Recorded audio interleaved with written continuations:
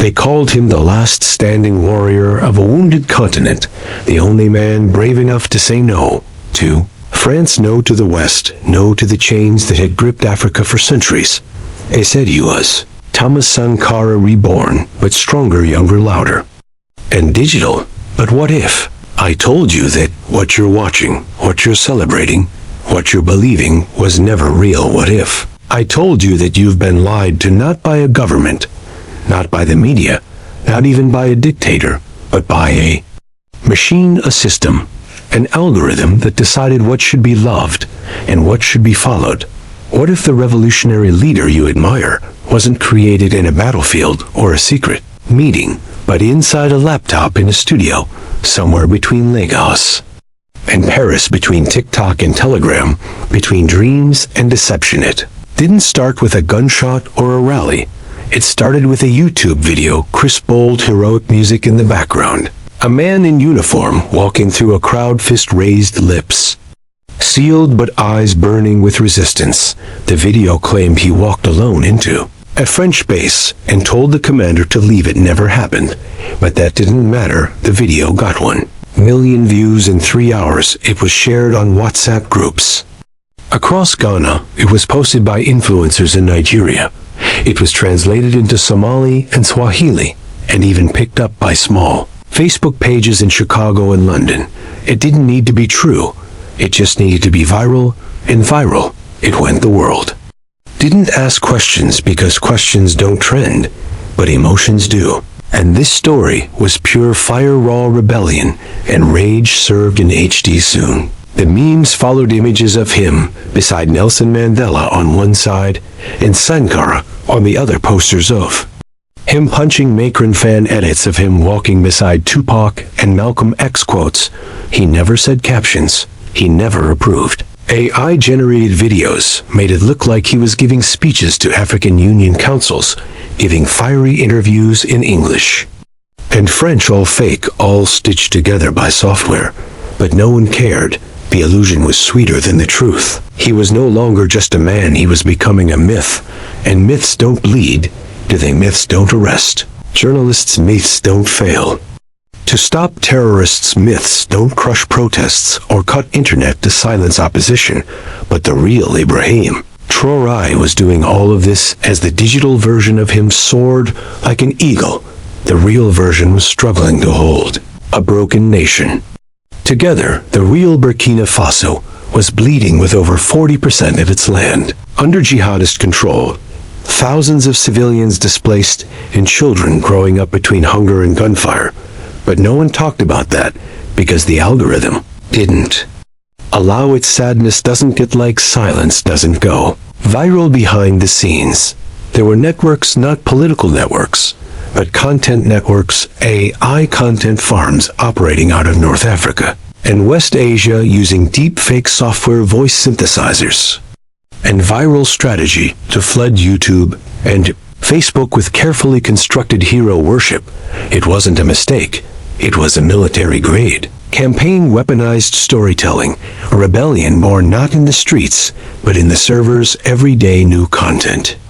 Every day more views, more edits, more glorification. And Traoré's face became a symbol not of policy or governance, but of raw anti-West anger, of digital revolution.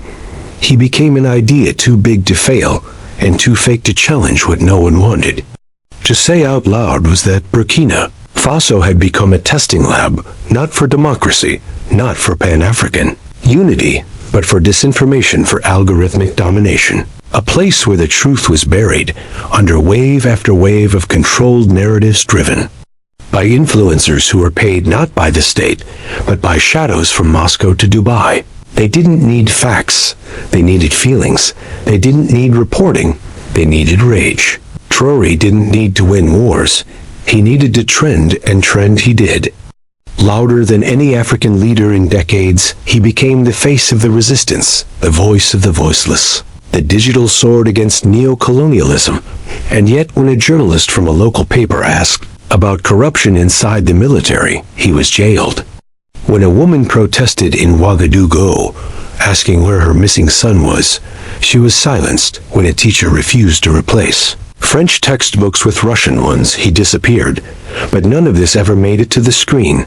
The digital version of Traoré was pure, noble, sacred, unblemished. The real one was navigating power control and fear in a fragile land, haunted by warlords and foreign interest. This wasn't leadership, it was a carefully managed illusion, a controlled hallucination built line by line, frame by frame, and you were the target not as a citizen, but as a viewer. Your rebellion was scripted, your fire was guided, your freedom was formatted. While the myth expanded across borders, the system behind it grew bolder, no longer satisfied with just shaping perception. It began reshaping identity across African youth, from Accra to Addis Ababa. Thousands began editing their own images to look like Traoré, copying his military style, his rhetoric, his quotes, creating a digital army of believers who had never met the man, but would defend him with more passion than their own presidents. Universities began hosting debates using his speeches. Schools replaced history lessons with AI-powered documentaries glorifying his stance. And in cafes across Africa, you could hear his name being spoken with the weight once reserved for prophets. This was not fandom, this was indoctrination. Myth of Traoré was now global, reaching black communities and Harlem activists in London University. Panels in Toronto, Pan-African influencers in Brazil and South Africa used his face to ignite solidarity movements, even though they had no clue what his policies were. The image was enough. The digital emotion was stronger than facts, and the danger was clear. While the digital revolution looked united, the real Africa remained fragmented, suffering, torn by civil wars, coups, and economic decay. But to challenge the myth was to risk exile, because once a revolution is made of code, it cannot be killed by truth. It lives in reposts, in AI-generated speeches, in TikTok edits. It spreads like a virus disguised as Hapa Traoré. As silence became his sharpest weapon, he spoke less and less on camera, letting the myth grow on its own. Each day of his silence, the people added more to his story, filling the gaps with fantasy, turning absence into authority. This was no longer political strategy. It was mythopoeia, the deliberate construction of a god figure. And as his enemies fell silent, world began rewriting its maps around his influence. Allies turned into devotees, critics faded into irrelevance, and inside Burkina Faso the regime tightened control with soft glove censorship, masked as security, patriotism used as a filter to remove unwanted narratives. The press was slowly dismantled, foreign correspondents were denied access, and state television became the only storyteller. But the real warning signs came when children began disappearing from classrooms to join unofficial militias, when young creators stopped making music and art to become full-time digital warriors defending the myth online day and night, when elders whispered about families being divided between those who believed and those who didn't, when fear turned into belief and belief turned into blindness, and no one could tell anymore if they were following a man or a mirage. In secret rooms, whistleblowers leaked documents showing coordinated campaigns funded through crypto wallets, traced back to unknown foreign sources, showing scripts pre-written weeks before they went viral, showing lists of influencers instructed to push talking points using exact phrases, all of it pointing to a war that wasn't being fought with bullets, but with bandwidth. And every African leader who refused to join the myth began facing digital assassinations, smear campaigns, deepfakes, manipulated footage, character distortions, and psychological operations so sophisticated that even intelligence agencies couldn't keep up. And all the while, Ibrahim Traoré's real government struggled to keep the economy afloat. Humanitarian crises escalated, military spending soared, civil institutions eroded, and people disappeared in the night. Yet none of that trended, because the revolution wasn't about results. It was about rhythm.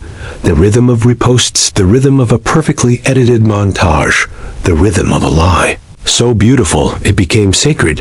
When the illusion began to crack a little, when a lie leaked documents revealing internal corruption, It barely made a dent.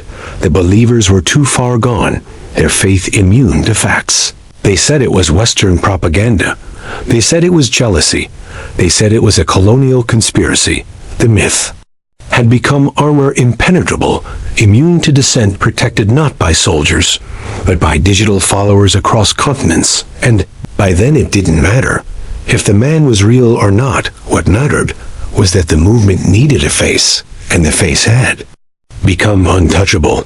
But every myth meets its reckoning, and somewhere in the quiet corners of the internet, a new story began to form, one that didn't come with music or graphics or AI. Drama, just raw footage from villages destroyed by violence, testimonies from mothers who lost sons, farmers who lost land, children who hadn't seen schools in months. Their voices shaking, their hands trembling, telling the world that behind the pixel-perfect face was a country breaking apart.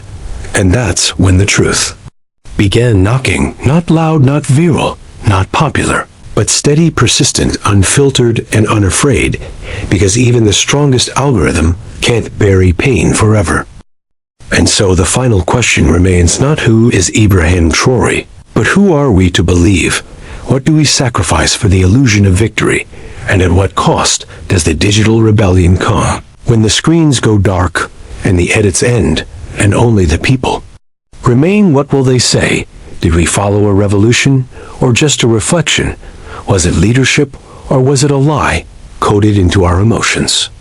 This is the world now, where myths are manufactured on command and hope is sold in 1080p. Resolution, welcome to the new battlefield, where the war isn't for land, but for your mind. And in this war, your belief is the bullet, your share is the trigger, and the truth is the only casualty.